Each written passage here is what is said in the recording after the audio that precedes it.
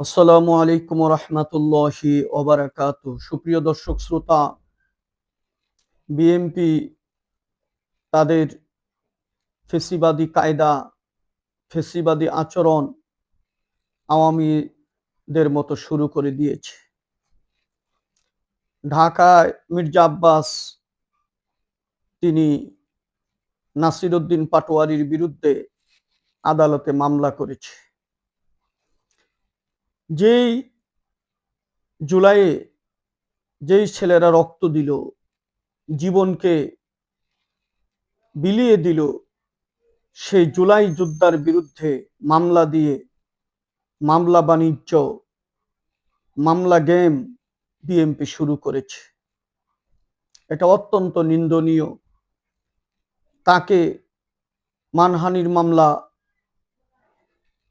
এই মামলা টিকার কথা না, এটা কোনো মামলা না, কিন্তু আদালত সে মামলা গ্রহণ করেছে। তার মানে আদালতকে তারা কুক্ষিগত করে সেই আওয়ামী কায়দায় দেশ শাসনের চিন্তা করছে।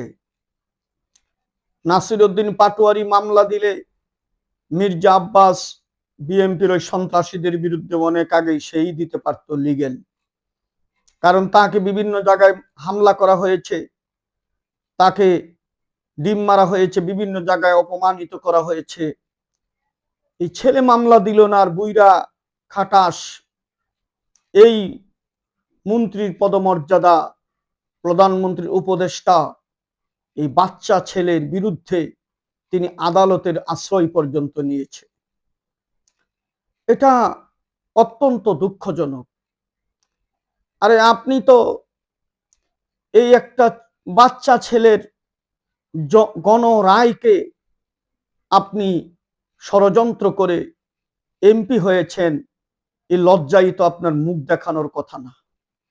কিন্তু আজ এই ছেলেটির বিরুদ্ধে মামলা করেছেন। জাতি হতাশায় নিমজ্জিত।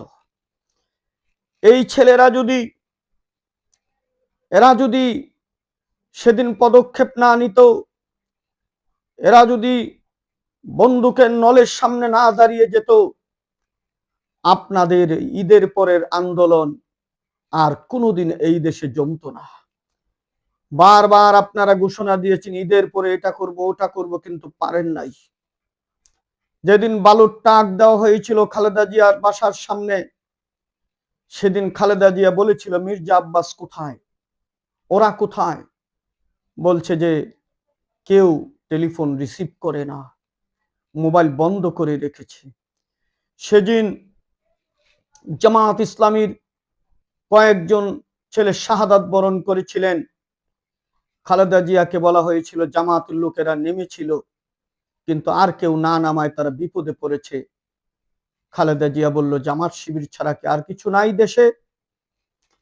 বন্ধুগণ, এই দেশে যদি বিএনপি ভুলে যায় যে এই দেশে আওয়ামী লীগরা যে কায়দায় বিরোধী দলকে শাসন করে, নির্যাতন করে, জুলুম করে রাষ্ট্র চালিয়েছে, সেই রাষ্ট্র আর চালানো যাবে না। কারণ আওয়ামী লীগের বিরুদ্ধে যখন ষড়যন্ত্র হয়েছে, তখন বিরোধী দল দমন করতে তাদের পরিকল্পনা করতে হয়েছে। আর বিরোধী দলের বিভিন্ন নেতারা তাদের সাথে, বিশেষ করে বিএনপির বড় বড় কেন্দ্রীয় লিডাররা তাদের সাথে আপোষ করে চলেছে। আওয়ামী লীগের পতনের জন্য যুব সমাজকে জাগাতে হয়েছে। যুব সমাজ, ছাত্র সমাজ জাগাতে অনেক সময় লেগেছে, কিন্তু এখন যুব সমাজ, ছাত্র জনতা এখন জেগে আছে, তারা ঘুমায় নাই, তারা মাঠে আছে, মাঠ ছাড়ে নাই। সুতরাং এই মামলাবাজি কায়দা আপনারা যদি মনে করেন এইভাবে ওই মামলা দিয়ে হামলা দিয়ে আপনারা মাত্র এখনো 1 মাস হয় নাই, আপনারা এখনই এই পদ্ধতি শুরু করেছেন, এটা তো আপনার জন্য আত্মঘাতী হবে।